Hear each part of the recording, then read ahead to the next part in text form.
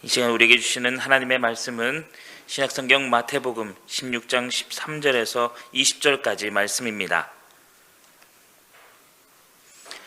하나님의 말씀을 제가 받들어 읽겠습니다. 예수께서 빌립보 가이사랴 지방에 이르러 제자들에게 물어 이르시되 사람들이 인자를 누구라 하느냐? 이르되 더러는 세례 요한, 더러는 엘리야, 어떤 이는 예레미야나 선지자 중에 하나라 하나이다. 이르시되 너희는 나를 누구라 하느냐? 시몬 베드로가 대답하여 이르되 주는 그리스도시요 살아계신 하나님의 아들이시니이다. 예수께서 대답하여 이르시되 바요나 시몬아, 내가 복이 있도다. 이를 내게 알게 한 이는 혈육이 아니요 하늘에 계신 내 아버지시니라.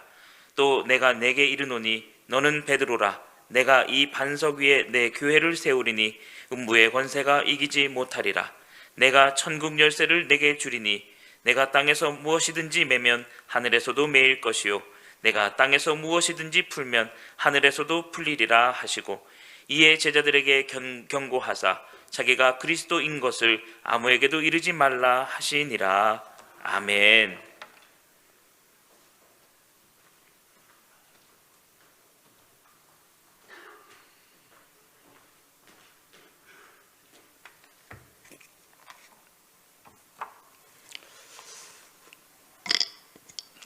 오늘 우리 샬롬 찬양대 찬양 은혜를 많이 받았습니다.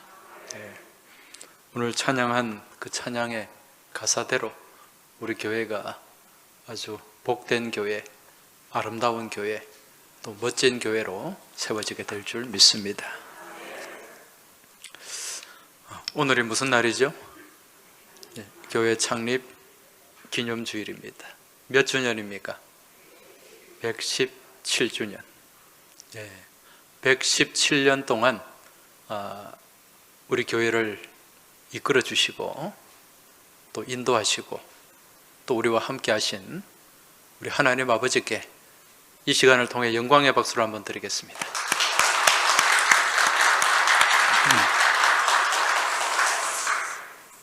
우리 교회가 설립되던 때가 1905년입니다. 1905년은 여러분 잘 아시겠지만은 우리나라가 역사적으로 가장 암울했던 시기예요. 그 해 무슨 사건이 있었죠? 을사 늑약이 체결되었습니다. 그래서 우리나라의 외교권을 빼앗겨 버렸어요. 마음대로 어느 국가와 이렇게 조약을 맺을 수도 없고 또 외교 관계를 맺을 수도 없는, 사실상 이때부터 우리나라가 일제 강점기로 들어간 것이나 마찬가지입니다. 참 답답했던 시기죠. 힘든 시기였습니다. 이때 이 부산 지역에 교회가 설립이 되었는데 모두 세 곳의 교회가 설립이 되었어요. 1891년도에 부산 진교회, 2년도에 초량교회 그렇게 설립이 되고, 그 뒤에 제일영도교회가 설립이 되고, 이 지역에 교회가 없었어요. 그런데 1905년에 이 부산 땅에 교회가 세 곳이 설립이 되고, 또 기장 쪽에 기장교회가 설립이 되었습니다. 하나님의 뜻이 있는 거죠. 가장 답답하고 암울했던 시기에 하나님께서 이곳에 교회를 세움으로 또 희망의, 이 소망의 등불을 밝혀주셨고, 또 이 백성들을 위로하면서 나아가시는 그런 하나님의 뜻이 그 가운데 있었던 것입니다. 1905년 2월 첫 주일에 어느 교회가 설립이 되었습니까? 우리 항서교회가 설립이 되었고, 3월 달에 저기 구포시장 쪽에 교회가 설립이 되었는데 그 교회가 지금 구포교회입니다. 그리고 4월 달에 동래 쪽에 교회가 설립이 되었어요. 그 교회가 지금 수완교회입니다. 1905년에 교회가 많이 설립이 되었는데, 그때 설립된 교회 중에 제일 형님이 어디라고요? 우리 항서교회입니다. 우리는 2월생이에요. 2월생은 학교도 먼저 가잖아요. 예. 여러분, 그때가 1905년이 을사년이죠. 예. 그래서 을사늑약이라고 합니다. 그때 생겨난 말이 무슨 말입니까? 예. 이제 웬만하면 다 아세요, 그죠? 을씨년스럽다는 말이 그 해 생겨난 거예요. 을사년스럽다. 예. 이게 나중에 변형이 되어가지고 을씨년스럽다 이런 말로 바뀌었습니다. 그처럼 을씨년스러운 그 해에 하나님이 소망의 등불로 1905년 2월 첫 주일에 이곳에 세워주신 교회가 바로 항서교회라는 것입니다. 당시 우리 교회는 이제 선교사가 주도로 세운 교회가 아니라 평신도 주도로 세워진 교회였어요. 물론 그 당시에 선교사님이 들어오셔서 이 부산 지역에 복음을 전했죠. 그 누구한테 복음을 들었냐면은 사이트 보텀 선교사님, 사보담 선교사님이죠. 미국 북장로교 출신 선교사님인데 프린스턴을 졸업한 아주 엘리트 선교사님이었습니다. 그분에게 복음을 전해들은 네 분의 성도가 있었어요. 그분이 누구인가? 김성우, 또 김공원, 그리고 이치선, 그리고 박인서, 네 분이 이 복음을 듣고 그 당시에 김공원 씨 가정에 모여서 예배를 드렸습니다. 그게 우리 교회의 첫 출발입니다. 이게 굉장한 역사적인 의의가 있는 거예요. 그 당시에 대부분의 교회들은 누구 주도로 교회가 세워졌습니까? 선교사 주도로 교회가 세워졌는데 우리 교회는 그 출발이 평신도 중심, 평신도의 헌신이 되어가지고 교회가 시작되었고 또 117년에 큰 거목으로 성장하게 되었다는 것입니다. 이제 1905년에 설립된 우리 교회는 일제강점기 시절에 우리 민족에게 소망을 주는 교회가 되었고 특히 6.25 전란 가운데 많은 피난민들이 이 부산 땅에 모여들었고 또 그 당시에 이 서구가 부산의 중심이었습니다. 이곳에서 많은 피난민들을 수용하고 또 그들에게 위로와 용기를 주고 또 소망을 심어주는 교회가 바로 우리 항서교회였다는 것이요. 이와 더불어서 우리 교회는 또 교육 사업에도 아주 힘을 쏟았습니다. 우리 교회를 통해서 시작된 세워진 학교들이 많이 있지 않습니까? 잘 아시겠지만은 이 서구 지역에 있는 남성초등학교, 옛날에 이 남성초등학교, 국민학교 보내려고 부모들이 얼마나 애를 썼습니까? 이 남성초등학교, 그리고 지금은 없어졌지만 남성여중, 또 지금 있는 남성여고, 또 저기 언덕에 올라가면 경성전자고등학교, 그리고 또 저기 사하구에 가면 대동중고등학교, 그리고 또 저기 거제 쪽으로 가면 개성여상, 그리고 대학교도 경성대학교, 다 우리 교회를 통해서 설립된 학교들입니다. 마태복음 13장에 보면 예수님께서 작은 겨자씨 비유를 말씀하고 있습니다. 작은 겨자씨를 가지고 비유로 말씀을 하시죠. 여러분 겨자씨 보셨죠? 이 겨자씨는 정말 먼지 같은 씨앗입니다. 그런데 이 작은 씨앗이 땅에 심겨지게 되면 나중에 엄청나게 자라게 돼요. 어떤 풀보다도 커져서 그 겨자씨를 통해 자라난 그 나무에 새들이 깃들이고 또 그 그늘 아래 또 많은 이 새들이 머물게 되는 것을 보게 됩니다. 그렇습니다. 지난 117년 전에 정말 이름도 빛도 없던 4명의 평신도, 김성우, 김공원, 그리고 박인서, 이치선, 이분들 그 누구도 알아주지 않은 분들이었어요. 이분들이 모여서 시작한 아주 작은 겨자씨와 같은 그 교회가 이제는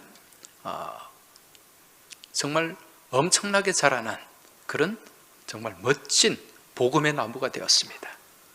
이 항수교회라는 나무가 되어서 지금도 계속해서 구원의 열매를 맺고 있는 생명나무로 또 계속 뻗어가고 있다는 사실, 이게 얼마나 크고 놀라운 하나님의 은혜요 축복인지 모릅니다.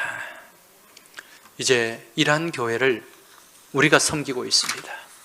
이제 이 교회를 우리가 더 아름답고 더 복된 나무, 또 많은 생명의 열매를 맺는 정말 구원의 나무로 우리가 더 아름답게 이 나무를 가꾸어야 하는데, 여기에 속해 있는 내 한 사람 한 사람이 그러한 나무임을 깨닫고 또 믿음 안에 뿌리를 내리고 더 큰 헌신으로 우리 하나님께 영광을 돌려야 될 줄로 믿습니다. 여러분, 이처럼 나무가 오랫동안 자라기 위해서는 무엇이 튼튼해야 될까요? 뿌리가 튼튼해야 됩니다.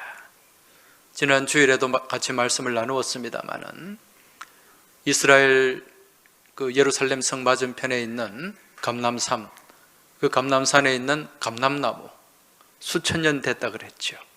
그렇게 그 나무가 오랫동안 자라고 열매를 맺을 수 있었던 비결이 무엇입니까? 뿌리를 깊이 깊이 내렸기 때문에. 이스라엘 광야에 나가면 종려나무가 있습니다. 그 종려나무가요 30m, 40m 정도 그 메마르고 척박한 땅에서 자라게 되는데, 그렇게 자랄 수 있는 비결이 무엇인가? 그 뿌리가 한 50m, 60m 내려가요. 그렇게 자람을 통해서, 그 뿌리를 통해서 또 종려나무가 자라게 되고, 그 그늘에 또 이 광야를 지나는, 사막을 지나는 많은 사람들이 그 가운데서 쉼을 얻게 되는 것입니다. 이처럼 나무의 뿌리를 건물에 견주어 본다면 무엇이라고 말할 수 있을까요? 나무의 뿌리는 건물의 무엇과도 같다? 기초와도 같다. 뿌리 깊은 나무는 강풍이 불어도 쉽게 넘어지지 않습니다. 심한 가뭄이 찾아와도 쉽게 그 나무가 마르지 않아요. 교회 또한 마찬가지입니다. 기초가 중요해요. 교회의 기초가 튼튼해야 되고, 기초가 제대로 세워져야 되고, 또 그 기초 위에 또 아름다운 건물이 올려질 때 그 교회가 건강한 교회가 될 수 있다는 것입니다. 자, 그럼 오늘 우리가 읽은 말씀, 이 말씀을 보면 이제 교회의 기초가 무엇인가, 이것을 우리에게 말씀해 주고 있는데, 오늘 말씀 18절을 한번 보시기 바랍니다. 18절을 보시면, 또 내가 내게 이르노니 너는 베드로라. 내가 이 반석 위에 내 교회를 세우리니 음부의 권세가 이기지 못하리라. 할렐루야. 여러분, 오늘 읽어드린 이 말씀, 마태복음 16장 말씀은 우리가 너무도 잘 아는 말씀이에요. 예수님께서 이 말씀을 어디에서 말씀하셨죠? 어느 지역에서? 오늘 말씀 보니까 13절, 예수께서 빌립보 가이사랴 지방에 이르러, 이렇게 말씀합니다. 빌립보 가이사랴라고 하는 곳에 가서 이제 제자들에게 가르치고 전하신 말씀이에요. 지금 예수님은 이제 곧 얼마 있지 않으면 이제 십자가를 지시게 되는데, 이 제자 공동체의 이제 마지막 수련회를 이 빌립보 가이사랴라고 하는 곳에 가서 이제 하셨습니다. 이 빌립보 가이사랴는 그 이름대로 빌립과 가이사라는 이름이 합쳐진 거예요. 무슨 얘기인가 하니, 그 당시 로마 황제 가이사 아구스토가 이 갈릴리 지역을 다스리고 있던 헤롯 빌립에게 그곳을 선물로 줬어요. 그래서 이 헤롯 빌립은 감사한 마음으로 그 도시의 이름을 자신의 이름과 가이사의 이름을 넣어서 빌립과 가이사, 빌립보 가이사랴 그렇게 이름을 붙이고 거기 그 도시를 확장해서 거기를 수도로 삼았습니다. 그리고 거기에는 이 판이라고 하는 신을 숭배하는 아주 우상 숭배가 아주 창궐했던 곳이에요. 이제 예수님은 이 제자들과 마지막 수련회를 이처럼 세속과 또 이 이방의 그런 어떤 신앙, 우상의 문화가 가득한 이곳에서 이제 예수님이 누구이신가를 한번 확인시키시는 거예요. 그러면서 제자들에게 질문을 하십니다. 사람들이 나를 누구라고 하느냐? 이런 질문을 하셨는데 그때 제자들이 뭐라고 대답을 합니까? 예수님을 어떤 분이라고 대답을 했죠? 더러는 세례 요한, 또 더러는 엘리야, 어떤 이는 예레미야, 또 어떤 사람은 선지자 중에 한 사람입니다. 그런 대답을 했어요. 사람들마다 보는 입장이 다 달랐죠. 어떤 사람은 세례 요한이라고 생각하고 어떤 사람은 엘리야와 같은 분이라고 생각하고. 그런데 이때 예수님께서 그럼 너희는 나를 누구라 하느냐? 이렇게 질문을 하셨습니다. 너희는 나를 누구라고 생각하느냐? 이 질문에 누가 대답을 했죠? 베드로가 대답을 합니다. 뭐라고 대답을 했습니까? 주는 그리스도시요 살아계신 하나님의 아들입니다. 이 대답을 들은 예수님이 어떤 반응을 나타내십니까? 엄청나게 기뻐하시고 칭찬을 하셨습니다. 그러면서 이런 말씀을 하세요. 바요나 시모나 네가 복이 있도다. 이를 내게 알게 한 이는 혈육이 아니요 하늘에 계신 아버지시니라. 이게 사람이 가르쳐 주어서 알게 되는 게 아니라는 거죠. 여기서 바요나 시모나, 여러분 베드로의 아버지는 누굽니까? 요한이죠. 요한복음에 보면 요한의 아들 시모나 이렇게 나옵니다. 근데 여기 보면 바요는 바는 아들이라는 뜻이에요. 요나는 요나의 아들. 요한인데 왜 요나라고 할까? 그게 아니에요. 이 요나라는 말은요, 이 요한을 아주 정말 사랑스럽게 부를 때, 그렇게 부를 때 이스라엘 사람들은 그렇게 부릅니다. 바yon, 요나의 아들아. 이게 우리 정서로 말씀을 드리면은, 제가 언젠가 한번 말씀을 드린 적이 있는데, 저희 할머니, 외할머니가 저를 아주 이뻐하셨어요. 이뻐하셨는데 저를 부를 때는 제 이름이 제천이지 않습니까? 그렇게 안 불렀어요. 천아 이렇게 불렀어요. 천아. 우리 가끔 이 자녀들을 부를 때 이름을 다 부르는 게 아니라 좀 사랑스러울 때 그렇게 부르잖아요. 우리 김덕근 권사님한테 정말 사랑스러우면 그마 그렇게 부른다는 말입니다. 그런 의미가 여기에 담겨 있는 거예요. 그만큼 이 베드로의 신앙 고백이 예수님을 기쁘게 했다는 거죠. 그렇다면 이 베드로의 고백이 과연 어떤 고백이기에, 이 그리스도라는 고백, 이 고백이 어떤 고백이기에 그렇게 칭찬을 하신 겁니까? 이 당시에 많은 사람들은 예수님을 예레미야로 보기도 했고 엘리야도 보기도 했고, 또 어떤 사람들은 랍비, 율법 교사로 보기도 했고, 또 어떤 사람들은 정치적인 지도자로 보기도 했습니다. 그런데 그런 시각과는 달리 베드로는 그리스도라고 고백을 했어요. 우리에게는 지금 예수님 그러면 그리스도가 너무도 익숙한데, 그 당시에 사람들은 누구도 예수님을 그리스도라고 얘기하지 않았어요. 그런데 이 제자 베드로가 주는 그리스도시요 살아계신 하나님의 아들입니다, 이런 고백을 했단 말입니다. 과연 그리스도가 무엇이길래? 여러분, 그리스도는 무엇입니까? 어떤 사람은 그렇게 생각해요. 예수 그리스도 그러면 예수님은 성이고 예수는 성이고 이름은 그리스도. 그렇게 생각하면 이 자리에 한 분도 안 계실 텐데, 예수님의 이름은 뜻은 무엇입니까? 우리를 죄에서 구원할 자, 그런 의미예요. 구약의 여호수아, 예수와 같은 의미입니다. 그럼 그리스도는 이 헬라어입니다. 그리스어인데 이 히브리어 메시아를 번역한 거예요. 메시아를 번역한 건데, 이 그리스도에는 이제 기름 부음을 받은 자라는 의미가 여기에 담겨 있습니다. 기름 부음을 받은 자. 자, 그럼 기름 부음을 받는 자, 이 유대 사회 이스라엘 사람들에게 기름 부음을 받아서 세움 받는 직분이 있습니다. 그 직분이 어떤 직분이죠? 세 가지 직분이 있죠. 왕이 있고, 선지자가 있고, 제사장이 있습니다. 그래서 이 세 직분을 그리스도의 삼중직이라 그래요. 삼중직. 그 예수님은 이 땅에 어떤 직분자로 오셨다는 겁니까? 왕으로 오셨어요. 그리고 선지자로 오셨고 제사장으로 오셨다는 거죠. 그럼 왕은 무슨 의미가 있습니까?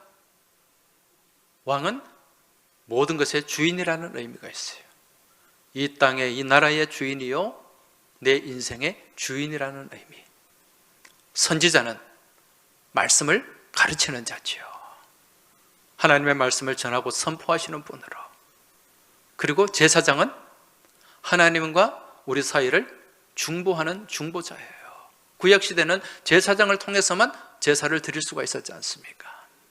그래서 이 땅에 하나님과 우리 사이를 중보하시는 중보자로 예수님이 이 땅에 오셨다는 그런 의미가 담겨 있죠. 그리고 살아계신 하나님의 아들입니다. 이 고백은 예수님이 어떤 분인가를 너무도 정확하게 고백하는 거예요. 그래서 예수님이 베드로를 향해서 이건 네 생각으로 안 게 아니다.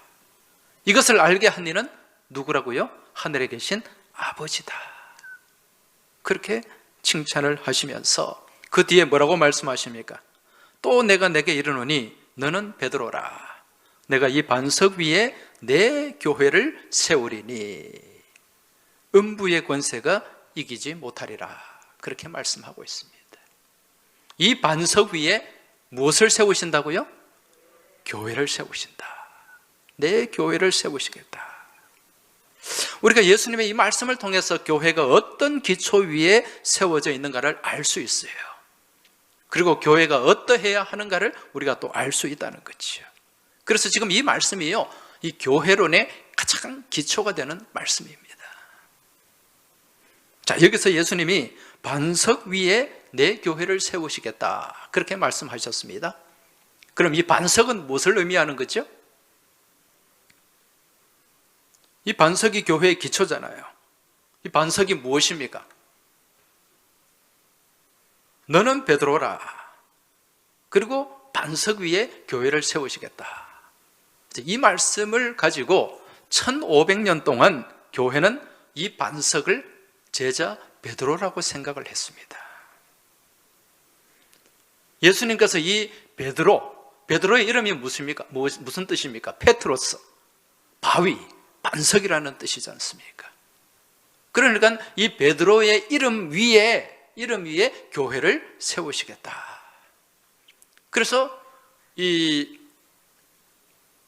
로마 가톨릭 교회는 처음부터 이제 이 교회의 수익권을 누구에게 있는가? 이 교황에게 있는데 초대 교황을 베드로라고 보는 거죠.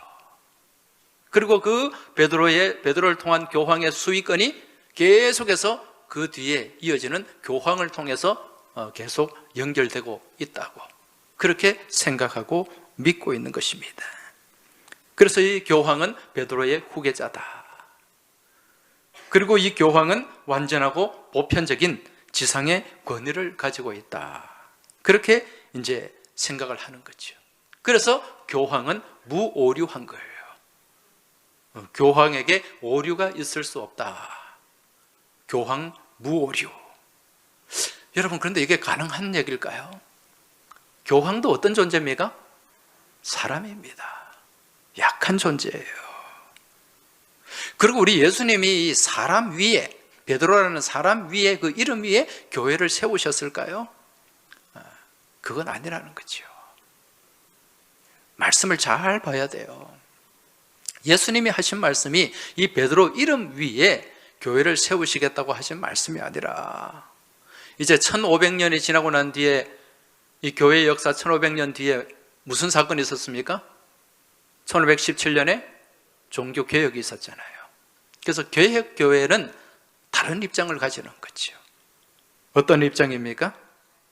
교황은 오류가 있는 존재이기 때문에, 무오류할 수 없는 존재이기 때문에 한 인간 위에 교회가 세워진 것이 아니라 주님께서 베드로가 고백한 그 신앙 고백 위에 교회를 세우셨다. 이게 개혁교회의 입장입니다. 주는 그리스도시요 살아계신 하나님의 아들입니다라는 그 베드로의 신앙 고백 위에 교회가 세워지게 되었다는 거죠. 여러분, 무엇이 맞는 것 같습니까? 만약에 이 베드로의 이름 위에, 베드로라는 사람 위에 교회가 세워졌다 그러면은 그 뒤에 있는 말씀이 굉장히 문제가 돼요. 그 뒤에 나오는 21절, 22절 말씀을 보면 이제 예수님께서 제자들에게 말씀을 하셨어요. 내가 얼마 뒤면은 대제사장과 장로들에게 고난을 받고 그리고 죽임을 당하게 될 것이다. 이 말씀을 하셨을 때 베드로가 예수님께 어떤 태도로 나왔습니까? 예수님을 붙잡고 항변했다. 항변했다 그래요. 여기서 이 항변이라는 말은 헬라 말로 에피티마오라는 말인데, 이 말의 뜻을 보면은요, 대들었다는 거예요. 예수님을 향해 꾸짖었다는 거예요. 그때 예수님이 이 베드로를 향해 뭐라고 말씀하십니까? 사탄아, 내 뒤로 물러가라. 너는 나를 넘어지게 하는 자로다. 그렇게 크게 책망을 하십니다. 지금 베드로가 예수님 앞에 주는 그리스도시요 살아계신 하나님의 아들입니다라는 고백을 했을 때는 정말 바요나 시모나, 정말 이 베드로를 크게 칭찬하면서 네 그 고백 가운데 교회를 세우겠다고 말씀하셨는데, 그 뒤에는 사탄이라고 말씀하셨어요. 사탄이라고. 지금 온탕과 냉탕을 왔다 갔다 하는 거지요. 만약에 베드로라고 하는 한 인간 위에 교회가 세워졌다면, 여러분, 거기에는 베드로는 칭찬도 있지만 책망도 있고, 그 가운데 사탄이라고 불리는 그런 책망도 여기에 담겨 있기 때문에 이건 사람 위에 세워진 교회가 아니라는 거죠. 따라서 지금 예수님이 말씀하신 이 반석은 베드로 한 개인이 아니라 베드로가 고백한 신앙 고백임이 분명하다는 것, 이걸 우리가 알 수가 있고요. 이러한 신앙 고백은 그저 베드로의 인간적인 생각에서 나온 것이 아니에요. 주님의 말씀을 듣고 그 말씀을 믿음 안에서 깨닫는 신앙 고백이었어요. 그 신앙 고백이 어떤 고백인가? 마태복음 7장 24절 말씀입니다. 마태복음 7장 24절에 보면, 그러므로 누구든지 나의 이 말을 듣고 행하는 자는 그 집을 반석 위에 지은 지혜로운 사람 같으리니. 우리 주님의 말씀을 듣고 깨닫고 그 말씀 안에 살아가는 믿음의 삶이 있는 모습, 이게 반석이라는 거예요. 따라서 우리 예수님이 지금 베드로에게 말씀하시는 이 반석은 바로 이러한 신앙의 삶 가운데 나타나는 믿음의 모습, 헌신의 모습, 이게 반석임을 우리가 알 수 있고, 이러한 반석 위에 주의 몸된 교회가 세워지게 되었다는 사실을 여러분 믿음으로 깨달으시기 바랍니다. 이러한 말씀처럼 말씀을 듣고 그 주님의 말씀을 행하며 또 나아가는 믿음 위에 세워진 교회, 바로 117년 전에 세워진 우리 항서교회인 줄 믿습니다. 이처럼 주님을 향한 믿음 안에 세워진 교회, 신앙 고백 위에 세워진 교회를 우리 주님께서는 무슨 교회라고 말씀하시죠? 오늘 본문에 보니까 누구의 교회라고 말씀하십니까? 그렇죠, 내 교회.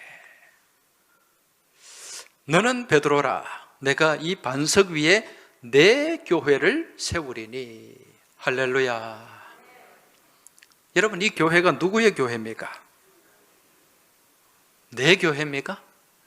이 교회를, 오늘 이 말씀을 보고 착각하지 마세요. 내 교회, 마이 처치라고 생각하는 분이 혹시라도 이 자리에 계십니까? 내 교회는 주님의 교회입니다. 나의 교회도 아니고 당신의 교회도 아닌 주님의 교회. 우리 예수님의 교회를 세우신 거예요. 혹시 이 자리에 우리 교회에 대한 주인의식이 있는 분이 있습니까? 여러분, 교회에 대한 주인의식이 있어야 될까요? 없어야 될까요? 있어야 됩니까? 너무도 담대하게 말씀을 하셨는데 눈치가 좀 있으면 그런 말 할 수가 없어요. 제가 판단할 때는 그 대답은 좋은 의미로 내가 이 교회를 사랑하고 정말 헌신하는 그런 마음으로 이제 주인의식을 얘기할 텐데, 여러분, 교회에 대한 주인의식을 가지면 안 돼요. 내가 교회의 주인이다, 그런 생각을 가지면 안 된다는 거예요. 나는 몇 대째 이 교회, 우리 아버지, 할아버지 때부터 이 교회에 출석하고 섬겨왔기 때문에 이 교회는 내 교회다, 그런 마음을 가져서는 안 된다는 거죠. 나는 이 교회를 세우는데 헌금도 많이 했어.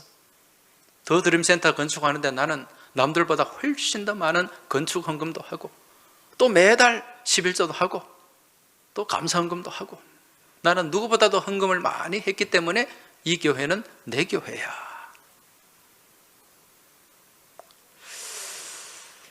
나는 이 교회에서 수십 년 동안 지금 항존 직분을 가지고 그렇게 교회에 몸담고 있기 때문에 이 교회는 내 교회야.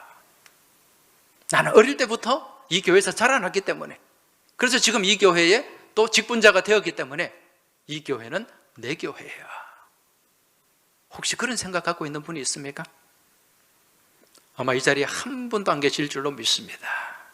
만약에 혹시라도 이런 생각을 갖고 있다면 그 생각을 당장 내려놓으시기 바랍니다. 왜 그렇습니까? 지금 우리가 속한, 우리가 섬기는 이 항서교회는 그 누구의 교회도 아닌 바로 우리 주님께서 피로 값주고 사신 주님의 교회이기 때문에 그렇다는 것입니다. 그래서 내가 이 교회를 향해서 가져야 될 마음, 의식은 무엇인가? 주인의식이 아니라 무슨 의식이다? 청지기 의식입니다. 청지기 의식, 종의 마음을 가져야 된다는 것입니다. 여러분, 내가 속한 교회를 향해서 주인의식, 청지기 의식이 아니라 주인의식을 갖기 시작하면 그때부터 나타나는 게 있어요. 그게 뭔가? 음부의 권세입니다. 여러분, 음부의 권세가 무엇이죠? 지옥의 권세입니다. 사탄의 권세입니다. 다시 말씀드려서 이 교회가 내 교회야, 나는 이 교회 주인이야 라는 생각을 갖는 그 순간부터 교회 모든 일에 내 생각을 주입하려고 합니다. 내 뜻대로 교회를 움직이려고 해요. 내 마음, 내 고집대로 교회를 쥐락펴락하려고 한다는 거죠. 여러분, 이처럼 사람이 주인이 되고 또 교회 안에 그 주인들이 많아지게 되면 어떻게 될까요? 늘 시끄러워져요. 분쟁이 생겨요. 그리고 교회는 생명력을 잃어버리게 되고 그 안에 무엇이 가득 채워지게 된다? 음부의 권세, 사탄의 권세가 가득 채워지게 된다는 것입니다.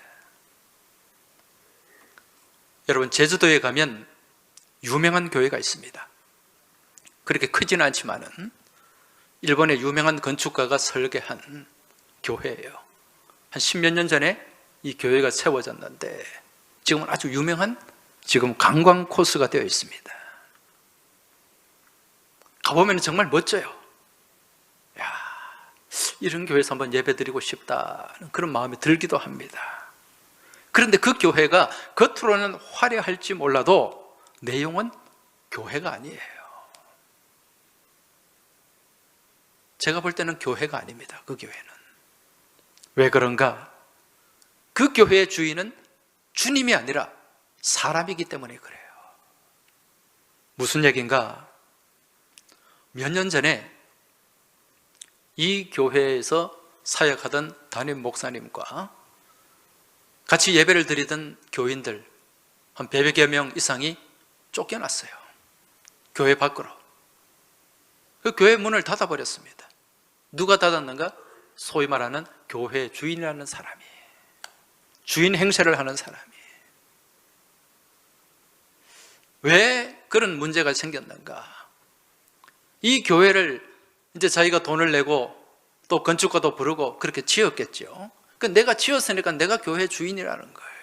이 교회는 내 마음대로, 내 생각대로 내가 가고자 하는 방향으로 가야 된다는 거죠. 그러면서 이 교회를 관광지로 만들고 거기에 웨딩 사업을 하고, 그 교회가 예쁘니까 젊은 사람들이 거기 와서 결혼식을 하고 싶어 할 거 아니에요. 결혼 사진을 찍고 싶어 할 거 아니에요. 그러면서 돈을 받고 이제 교회가 그 사업을 해야 되겠다. 사업가의 마인드가 거기에 개입이 된 거죠. 그 토요일도 와서 결혼식하고 주일도 오후에 결혼식하고 무슨 교회가 되겠습니까 거기에. 그래서 담임 목사님과 그 교인들이 반대를 했어요. 그건 교회의 본질을 훼손하는 거다. 그랬더니 내 말 안 듣고 내가 하고자 하는 대로 안 한다고 교인들을 다 내쫓은 거예요. 여러분, 그게 무슨 교회입니까? 저는 그 다음부터 거기에 가지를 않아요. 교회가 아닌데. 여러분, 비단 그 교회뿐만 아니라 다른 교회도 마찬가지입니다. 얼마든지 그런 교회가 될 수 있다는 거예요. 지금 여러분, 하나님이 살아계심을 믿으십니까? 그렇다면 교회에서 주인 노릇 하려고 하지 마시기 바랍니다. 이곳 항석교회의 주인은 누굽니까? 주님임을 믿으십니까? 이 교회 주인은 담임 목사도 아니에요. 이 교회 주인은 장로님도 아니에요. 이 교회 주인은 안수 집사 권사님도 아니라는 것입니다. 오직 우리 주님이 이 교회 주인임을 믿고 깨달으시기 바랍니다. 그래서 주님께서 말씀하세요. 내 교회를 세우리니. 주님의 교회라는 거죠. 주님의 교회가 될 때 무슨 권세가 이기지 못한다? 음부의 권세가 이기지 못한다는 거죠. 사람의 교회가 되면은요, 사람의 집단이 되고 사람이 주인이 되면 음부의 권세가 역사합니다. 교회는 시끄러워질 수밖에 없고 분열될 수밖에 없고, 그리고 교회의 생명력을 잃을 수밖에 없다는 거예요. 여러분, 여기서 음부의 권세가 무엇입니까? 아까 제가 말씀드렸죠. 지옥의 권세라 그랬죠. 이 헬라 말에 보면 필레 하데스라고 나옵니다. 하데스는 지옥이에요. 필레라는 말은 문이라는 뜻입니다. 무슨 뜻인가? 지옥문이라는 거예요. 지옥문. 교회가 성도들을 천국문으로 인도해야죠. 주인이 바뀌게 되면 그 문이 무슨 문이 되고 만다? 지옥문이 되고 만다는 거예요. 여러분, 그렇게 되면 반드시 하나님이 책임을 물으십니다. 사랑하는 교회 여러분, 오늘 창립 117주년 기념주일을 맞이하는 이날에 우리 항서교회의 주인은 누구인가? 우리가 한번 다시 돌아보고 생각해 봐야 됩니다. 이 교회의 진정한 주인은 누구인가? 나의 교회인가? 주님의 교회인가? 여러분, 분명히 이 교회가 주님의 교회임을 믿으십니까? 그렇다면 주인이 아닌 청지기의 모습을 가지고 낮고 겸손한 주님의 종된 삶을 살아가시길 주의 이름으로 축원합니다. 그리고 교회 안에서 내 생각을 드러내지 마세요. 내 주장을 드러내지 마세요. 내 고집을 앞세우지 마세요. 오직 주님의 뜻을 구하시기 바랍니다. 주님의 말씀에 엎드리고 말씀 앞에 순종하시기 바랍니다. 그래야 주님의 교회가 되고, 그래야 음부의 권세가 지배하지 못하게 된다는 거죠. 그래야 성령의 능력과 성령의 은혜가 충만한 교회가 되고 바로 천국 열쇠를 소유한 교회가 될 줄 믿습니다. 주님이 주인이 될 때 우리가 이곳에서 예배를 드리고요, 이곳에서 말씀을 듣고 그 말씀을 붙잡고 그 약속을 붙잡고 하나님 앞에 엎드려 기도할 때 땅에서 매면 하늘에서도 매이고 땅에서 풀면 하늘에서도 풀리는 놀라운 능력과 기적의 역사가 나타나게 될 줄 믿습니다. 바로 응답의 역사가 충만하게 된다는 거예요. 그리고 그리할 때 이 교회가 음부의 권세가 지배하는 교회, 지옥문이 아니라 바로 많은 사람들을 천국 문으로 인도하고 구원의 길로, 생명의 길로 이끌어가는 놀라운 은혜와 주님의 역사가 나타나는 복된 교회로 세워지게 될 줄 믿습니다. 그러한 교회를 우리가 청지기 의식을 가지고 오늘도 내일도 섬기며 믿음으로 나아가야 될 줄 믿습니다. 기도드리겠습니다. 하나님 아버지, 117년 전에 이름도 빛도 없던 네 분의 성도를 통하여 우리 교회가 시작이 되고 그 겨자씨와 같은 작은 헌신이 이제 117년 뒤에 많은 사람들을 살리는 구원의 나무로 성장하게 된 줄로 믿습니다. 오늘 창립 기념주일을 맞이하는 이때에 교회의 주인이 누구인가를 다시 한번 돌아보게 하시니 감사를 드립니다. 내 교회, 너의 교회가 아니라 바로 우리 주님의 교회고 우리 주님께서 주인 되는 교회임을 깨닫고 우리 주님의 뜻을 바라보며 주님께서 가고자 하시는 방향으로 나아가는 건강하고 복된 교회로 세워가는 저희 모두가 될 수 있도록 주님 도와주시고 인도하여 주시옵소서. 그리하여 이 교회 안에 음부의 권세가 차고 넘치는 것이 아니라 천국의 권세가 충만하게 하시고 지옥문이 아닌 생명의 문, 구원의 문을 향해 많은 생명들을 이끌어갈 수 있는 생명 살리는 교회, 주님의 칭찬받는 교회가 될 수 있도록 주님 도와주시고 인도하여 주시길 소망하며 우리 주님 예수 그리스도 이름으로 기도하옵나이다. 아멘.